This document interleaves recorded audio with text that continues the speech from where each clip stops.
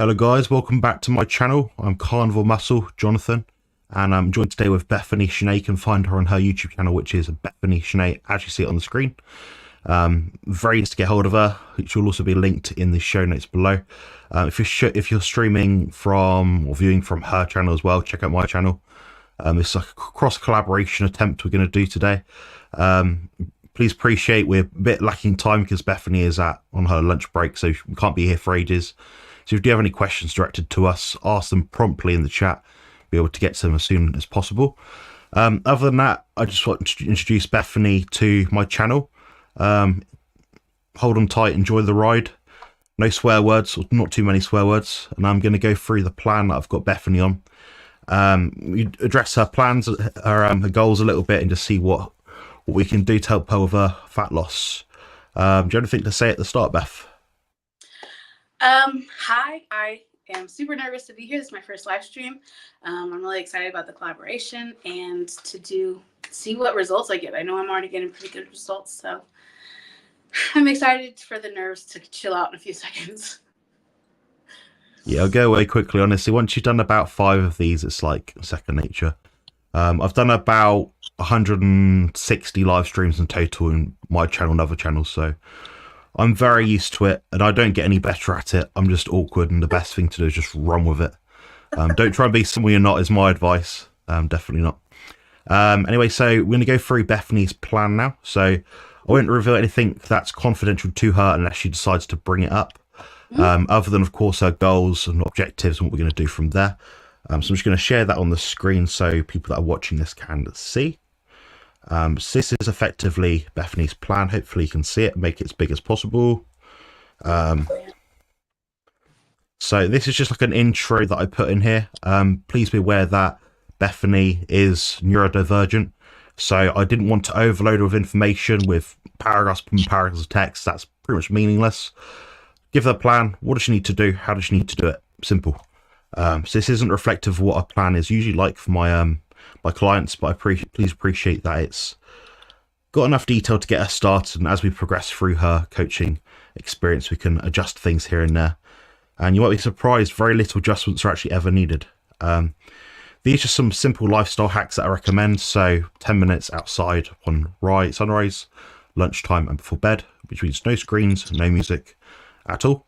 No water with meals. I find that some people with any kind of binge eating or emotional eating tendencies tend to try and fill themselves up water to have a big meal, add extra stuff to it, loads of salt, loads of water, swell the guts out, and they never get into true satiety signaling because they're just having too much in their gut at one point.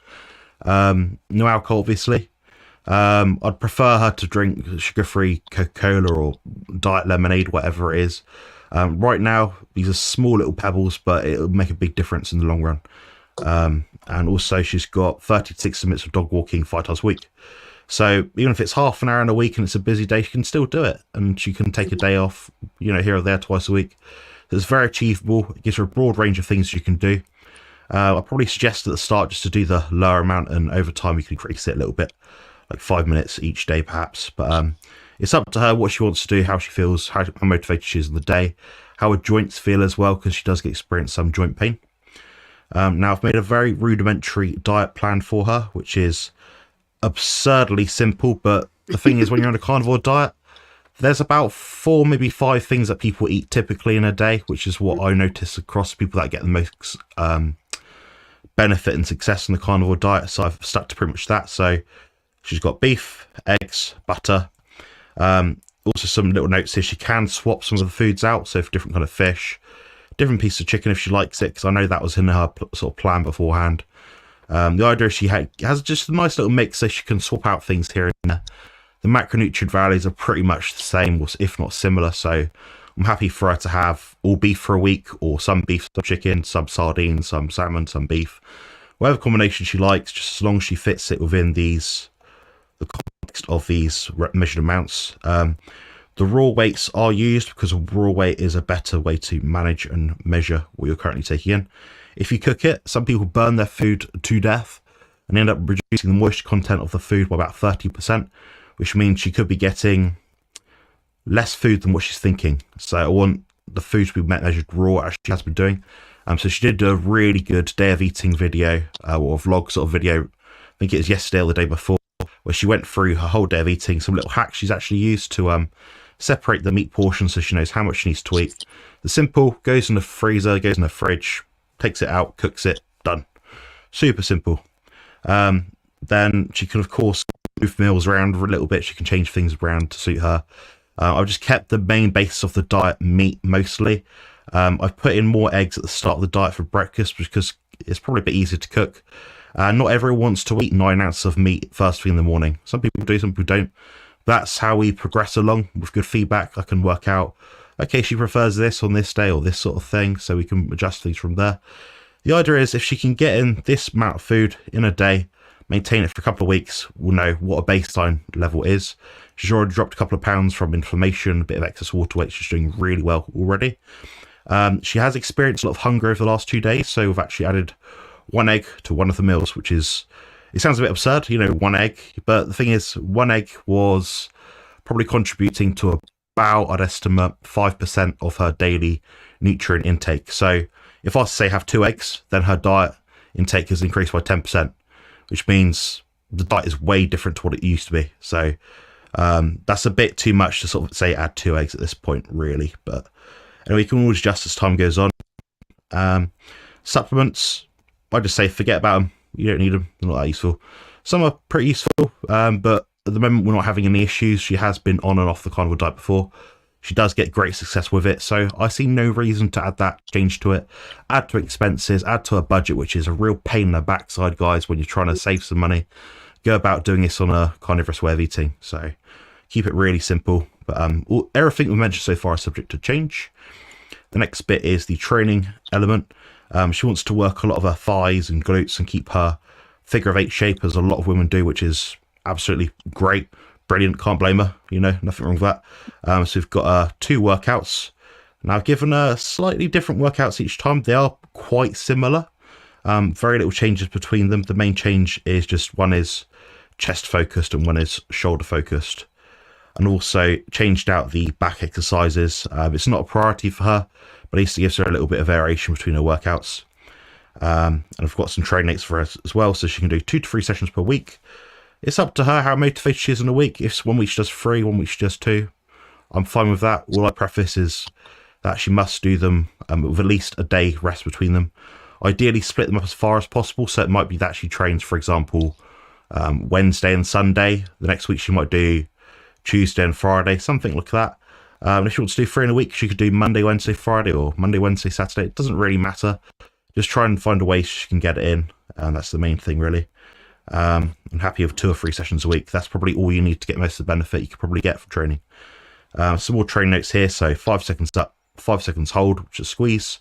And that's where the movement is most tricky. So a bicep curl will be, 1, 2, 3, 4, 5. Obviously counting 1, 2, 3, 4, in seconds. Hold it for 5, then down for 5. So super simple. We can change all this down the line. There's no need to get into semantics about, it's better to do this in seconds or 4 seconds. At this point, who cares? She's controlling the weight. She's going to progress. She's going to monitor the progression that she's doing in the gym. So she's going to try and modify the reps and the amount of time she's doing over time.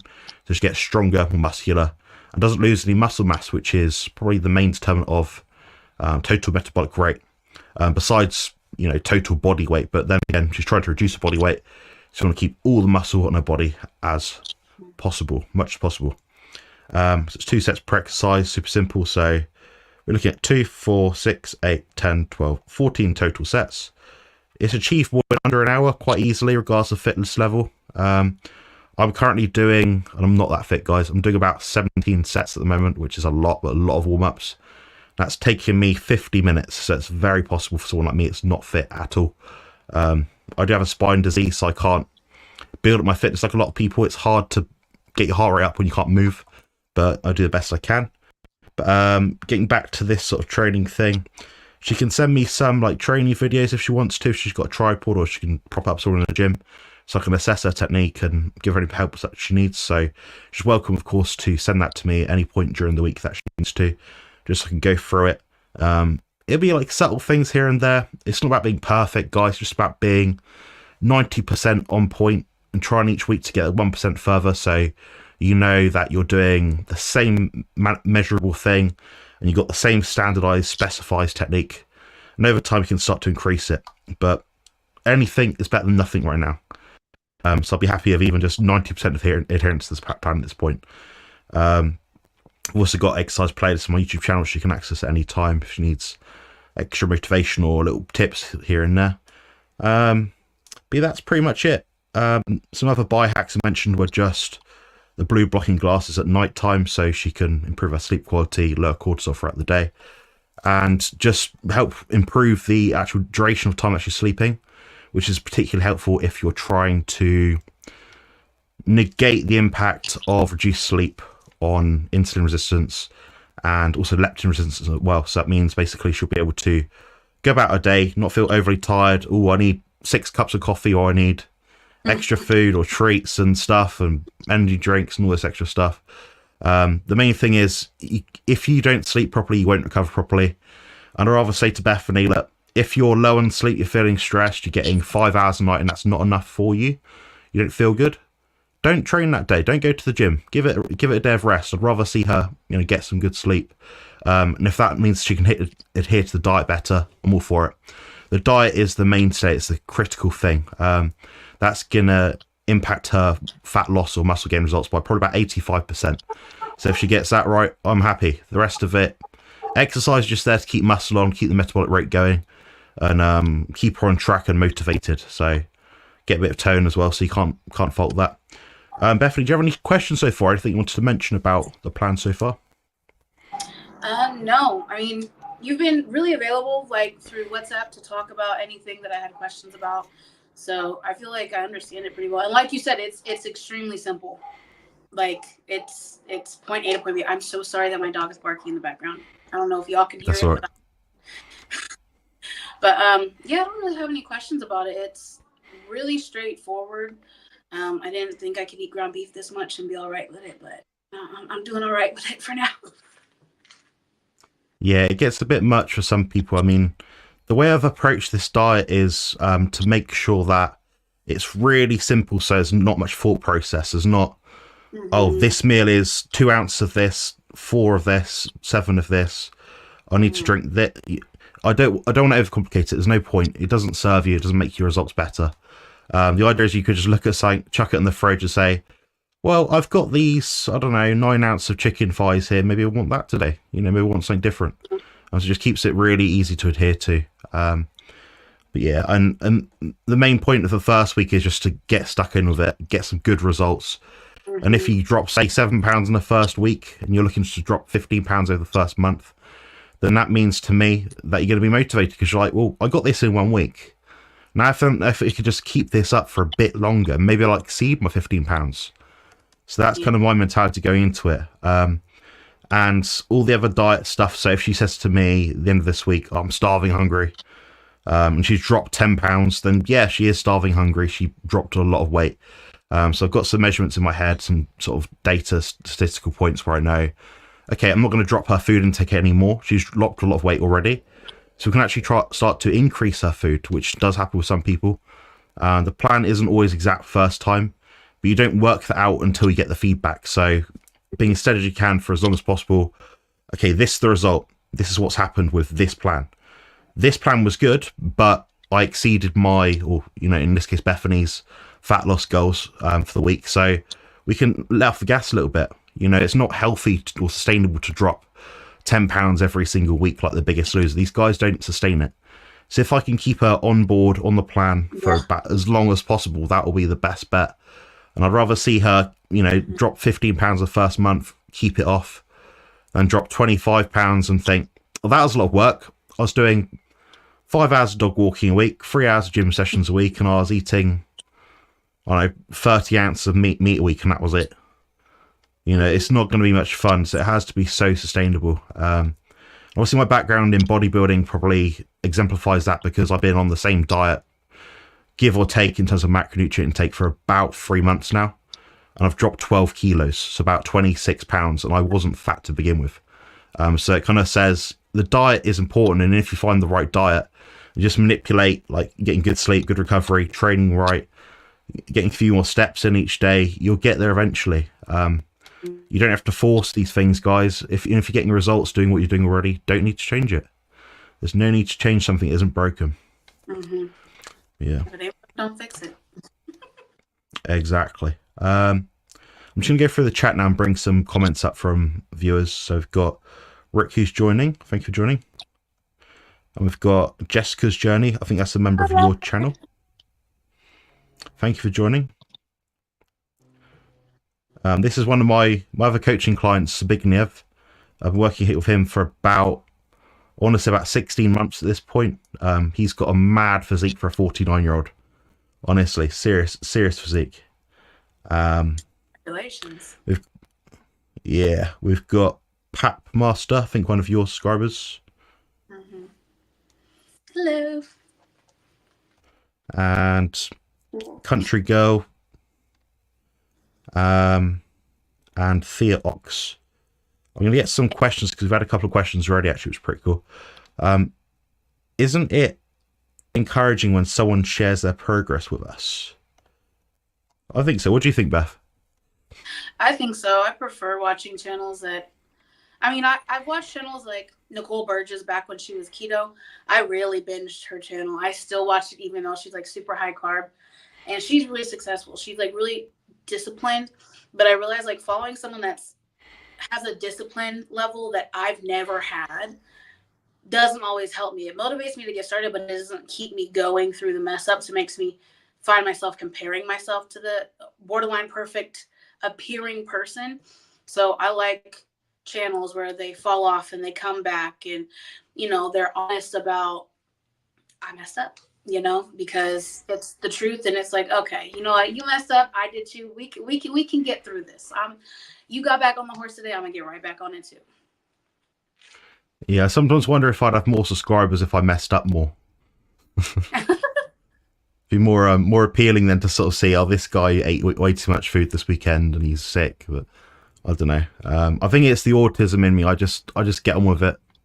I've been through the cycle myself, Bethany. So I've been doing the carnivore diet now for about nearly 4.5 years. And the first year was like, I was probably on it for about 9-10 months, but there's about 3 months of it where I was like, oh, take a week here, just can't be arsed, take a week here. And every time my body absolutely killed me for it. And I'm not someone that's dealing with metabolic disease, diabetes, any of those health markers at all. So for me to come out and sort of say, you know, I messed up is like, yeah, but it doesn't really matter because you're fit and healthy. Well, I did experience massive side effects from eating carbohydrates and loads of plant foods. So, you know, it's quite individual. But we've got a question here about counting calories. What do you think about counting calories? I wouldn't suggest counting calories. I would say put a cap on calories. And like, how to put this? Like the times that I've found myself, there's been a couple of videos where I know I was like, it feels natural, it's easy. You know, I'm not tracking my food, but then I go back and I enter it and it's exactly what my TDEE was supposed to be. Like I naturally fell into eating exactly what my body needed. Up until you get to that point, I would say put a cap on calories. Like you don't want to exceed this amount. Eat to satiety and practice learning the difference between hunger cues and boredom, because I'm a bored eater. I'm an emotional eater. I'm a boredom eater. I'm a distracted eater. I just like to eat. Yeah, I used to be an emotional eater. I'd make myself sick for just eating so much food. It didn't really matter what it was. Like I used to just eat like maybe I'd do it clean food and unclean food basically. So I'd do like a chicken breast. Then I'd have like 4 packets, like big microwave packets of Uncle Ben's rice. Microwave all of them, just sit there and eat like a kilo of rice with salt on it. I didn't care. I just wanted to like bloat myself out and like punish myself. It's such a weird feeling. But looking back, I don't get my psychology at that point. So that's why I've been following your channel, Bethany, for about a couple of months now. And I'm like saying, I could see how easily your psychology could completely improve doing not only this way of eating, but just understanding nutrition so much better. Because I know you watch quite a few of my videos, but there's so many on my channel which are like, if someone just went through my channel, watched every video on there, they wouldn't need me as a coach. They literally wouldn't need me as a coach. Yeah. It's all on there. It's a massive library. But I just wanted to bring across this playlist. So I've just put this in the chat. But this basically is a short presentation of my what's good my raising calories out playlist. So it's just some of the many videos which basically debunk the calories in, calories out model. Some of them are 3.5 hours long because we had a lot to discuss in that time frame. But some are about 5 minutes long, and you'll see why counting calories doesn't make sense. I won't answer them in questions about this in this video right now because we'll be here for ages. It's a very nuanced topic because whenever I say, yeah, but then they'll come back, they'll ignore that point of the argument, which completely debunks the calorie side of it. Then they go to a different argument. I'm like, do you accept that what you said was just wrong? But they won't. So it's a never-ending task I've got trying to convince people to stop counting calories. I think tracking something is better than nothing. So if it's like, okay, you have to track something. But all I would say about that is if you're tracking calories, and calories are a measurement of, say, protein, carbs, and fats, which would be calories would be a summative amount of those amounts of macronutrients. Why doesn't someone just count the macros?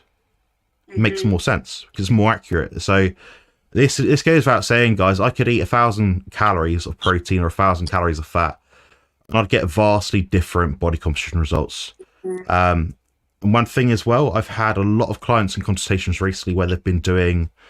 They've been following like a kind of macro model, which is great. I'm a bigger fan of macros. The default that I use for my clients is always food grams. So, which is why I said to Bethany, just eat the food on the plan in that list, weighed or raw or whatever it is. You can't go too wrong. Then at some point down the stage, I might teach her how to track macros a bit more closely, how to be accurate. Then we can look at other things as well. So we can start to look at how to make the changes herself as an individual without my sort of second hand kind of thing. But yeah, I'd certainly look at that playlist if you haven't yet seen it already. I'm just aware of the time, guys. We've got about 6-7 minutes left, so I'm going to get to the next question. This is from Rick. And do you have a specific body fat percentage you're aiming for, or are you just going by weight and appearance? It's a great question.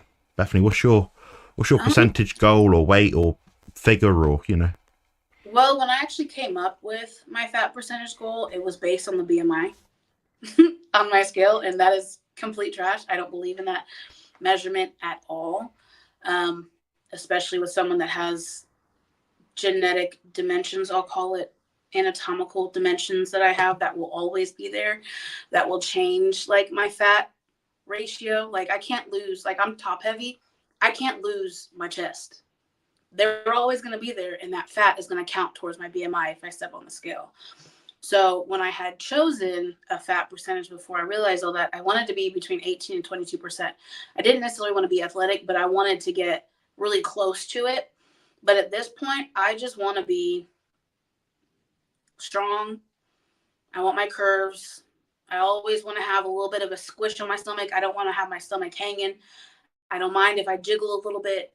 And I just want to feel healthy. And I think knowing my height and like the sizes I've been when I've lost weight before, because in 2013, 2012, I lost 120 something pounds, and I got down to a size 14, and I was at 200 pounds. So I'd like to be, if I had to pick like a size, maybe a 4 or a 6, probably a 6. I don't want to be tiny. I've gotten over the dream to be supermodel skinny. That was high school dreams. I'm past that at this point. Yeah, well, I know one of your goals was your goals are probably more sustainable to do with your health, things like that. I know you deal with some symptoms of asthma, some joint pain, some other more personal things. So if we could alleviate some of those a little bit, some symptoms of that, I'd be really happy as well. But I understand you wanted to wear a 2-piece in a beach come summertime. That'd be cool, wouldn't it? I already wear 2 pieces, but I'd like to wear one that's not as close together in the middle. Yeah, I know what you mean. There's like a style that you ladies like to follow, and if you can't be part of it, you want to feel like you're in with the group that wear the sort of typical thing. Yeah, Yeah. that's fair enough. We've got Zach in the chat. So Zach Moore, appreciate the video. You too. Looks like a solid plan. Wishing you the best, Bethany. Thank Very you. nice. Wish I got such lovely comments on my channel. Good luck, Bethany. I'm so Excellent. glad.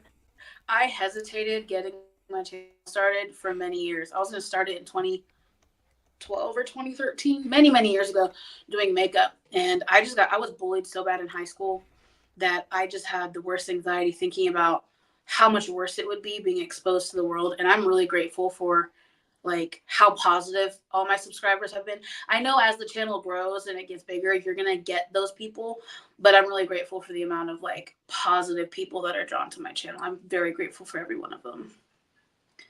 Yeah, I'm a miserable, paradoxical arsehole, Bethany, so I'm not privy to nice comments, but the nice comments I do get are from the same people every time, so I can rely on them. So people like in the chat, Rick, Spigadev, The guy that who else always in the says chat earlier? like, All the same people that like appreciate my work, which I find very pleasant to know you've got friends on the other side of the planet. Some guys from Australia, you know, I chat with them a little bit, so it's really cool. Yeah, I'm happy just to get any kind of positive reinforcement. yeah. So Charles said the plan looks fairly high in protein relative to fat. Do you tend to prefer this approach for fat loss clients? Well, I've done something very irresponsible, and that's a really good question. I should have prefaced this whole video with, this plan is not for anyone else. It's specifically for Bethany, based on her stage, in current progression, what she's doing right now. I looked at her previous history, her previous diet plans, what she was doing, how much she was eating. For me to have her on a diet which would probably yield a good amount of fat loss in the first week, I would be putting on her a much lower protein amount. She would be starving hungry and should be really pissed off with me. So the protein is deliberately higher, and it is the best way to lose body fat without exception. We've seen this in multiple studies, and I've replicated this myself about 30 times. I've seen it with other clients as well. There's some fine limits in terms of fat intake, which I don't like to go below. And I'm not saying that I'm a high protein or low fat or this or that kind of guy. I'm where is someone at? What do they need right now at that moment in time? How do we adapt it from there? But I really want to get some water weight, some information shifted off. The quickest way to do that is have the fat a little bit lower. But you'll notice she does have fat in her diet. She is eating butter. She is eating some 90% lean minced beef. And she has some eggs, some, you know, choline, cofactors, B vitamins, cholesterol, saturated fat, all the things that she needs in the eggs as well. So she's on quite a varied, mixed plan, basically.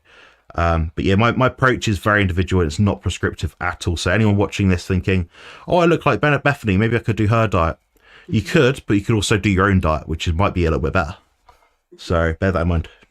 And I do want to point out that when I track all the food, how you have it set, I'm still at a 63. Now that we added the egg in, I'm still at like a 64% fat for each day and just over 2,000 calories. So it looks, trust me, on the plan, it looks like it's so much less than it is. But when you actually track it, it's a very reasonable amount of food, for sure. Yeah. Yeah, I don't starve people. I know your experience of the last few weeks of eating a lot of food. So I thought I could starve you to help. If I keep your protein a bit higher, fat can cause inflammation to some people, guys. People think it can't, but it does. Every food you eat is an inflammatory food. It's just there's varying degrees of it, obviously. But I'm a bit more of a fan of a bit more protein for Bethany at this point in time, especially as she's adding in some resistance training and being more consistent with like the walks and stuff like that. And the next comment is from Charles again. I know some coaches like Colt Milton have clients get higher in fat as a percentage as the intercontinence prep and protein fairly low, less than grams per pound many times. I've seen Colt do about 100 million things over the last year. He doesn't have a prescribed plan from anyone. He doesn't go to any guideline. I know he's tried what I did last year. Just out of conversation, it wasn't like I told him what to do or anything like that. I didn't coach him, but basically very high protein and lower fat, and he got the most ripped he did in that year of competing. So he did several bodybuilding shows using a keto or carnivore diet. His best results from his own mouth were doing the thing that I said to do, which is high protein and lower fat. It wasn't zero fat by any means, but it was just a bit more swayed in a different kind of ratio, as it were. But yeah, I understand people have different results to me. I know Robert Sykes, he follows a higher fat protocol. That's him. That's fine. His training isn't as intense as mine. He doesn't have as much body weight as me. By his own confession, he weighs about I'm not sure exactly, but about 60, 70 pounds less than me. So he's not going to have protein as high as I am relative to my body weight. It's just the way it goes. But it's, like I said, it's all very individual.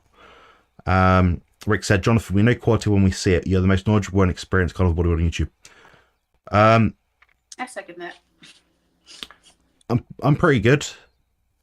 I probably had the most success and most longevity on the carnivore diet out of any carnivore bodybuilder. But that's why I'm proving it this year of my competition in 5.5 weeks. So when I'm ripped out my mind and I hopefully look good on stage, you know, it becomes irrefutable then, because I've already done it once, but let's see if we can do it twice. And that's with severe spine disease and disability. So we'll see how that turns out. Hopefully I won't make you all laugh at me, but I appreciate your kind words, Rick. Thank you. Oh yeah, I'm a huge fan of protein. I wasn't talking extremes as some in carnivore do. Bethany was said it was close to 65% fat. That is higher than I thought. Yeah, it's a bit higher. It's sneaky.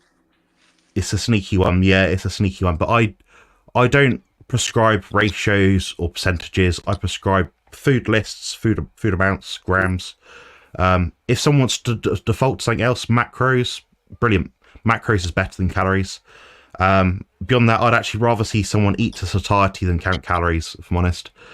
I think your body's hunger signaling, assuming you've not got an eating disorder or binge eating or emotional eating issues, which might be a small proportion of people. You can follow the carnivore diet and your body weight will regulate itself. So that's actually a better measurement, in my opinion, than counting calories. But it's different strokes for different folks. It's not a hard rule for anyone. We're going to wrap this up shortly because Bethany does need to return to work soon. Also totally understand it is individual. Thanks. My pleasure. So how do we get coaching? Good question. That's on my website, which is above, which is there somewhere, compositionconsultant.com. We offer consultations, coaching, diet and training plans, pretty much all you need. If you didn't want to talk to me, you find me absolutely offensive like some people do, buy my ebook and buy the expensive one because that's the best one I offer, and it has got probably 30 years worth of information that myself and my friend Jerome Armstrong have both learned. He specializes in kinesiology, human movement and personal training. I specialize in body composition using a nutritious, healthy diet with my nutrition degree. So that's how you can get in touch with me for coaching. I currently have 2 spots open. I'm quite militant in that I expect people to try hard based on their own perception of effort. I don't expect someone that's a autistic bodybuilder like myself to just be absolutely perfect robotic from day one. I don't expect that at all. But I do expect people to try hard. And if people have 50% of the days in the week and they're just binge eating crap, I'm like, you're gone. That's it. I'm not coaching you anymore. Because it is an emotional turmoil to work with someone that doesn't want to be helped. So I can't give my emotional capacity and time to put people like that. But if someone's conscious of like making the effort, owning their mistakes and being accountable and trying to find ways to progress forward, then I'm all for it, and I work with anyone. I don't just work with bodybuilders. As you can see, I work with Bethany. Bethany, I don't think is a bodybuilder. Maybe in the future. What do you think? No. Definitely not. Neither of us go on stage.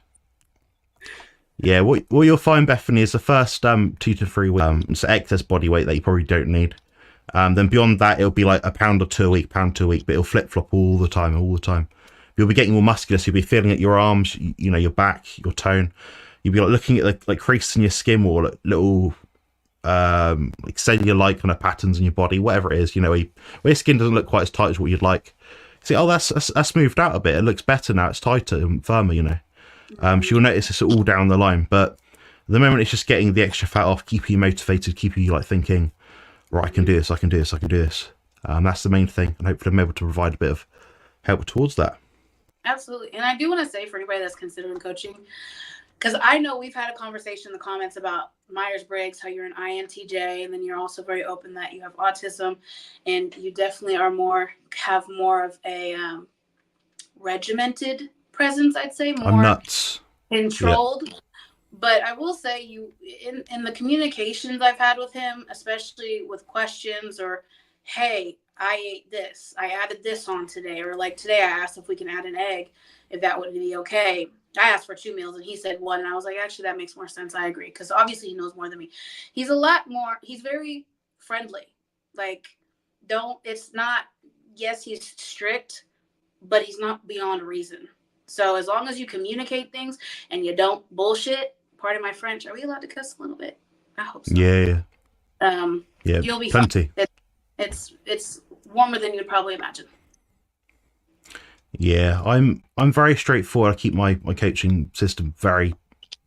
I make it as simple as possible. So someone, as long as they've got a phone, they have a fridge, and they've got a way to cook their food, they could do it. There's nothing extra. I don't get people to buy extra things that they don't need. I do have some affiliate codes to some products which I recommend, but I don't recommend products very often. It's just I happen to have a code for them, and sometimes people might want them. But largely speaking, I've not got Bethany to spend any money yet that I could think of. And I think if she eats a carnivore diet, she has all she needs at home. There's nothing extra I could really offer her.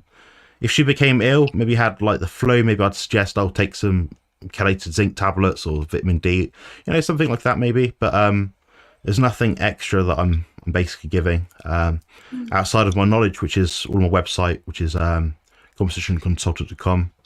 Like I said, ebooks, training plans, coaching plans, consults.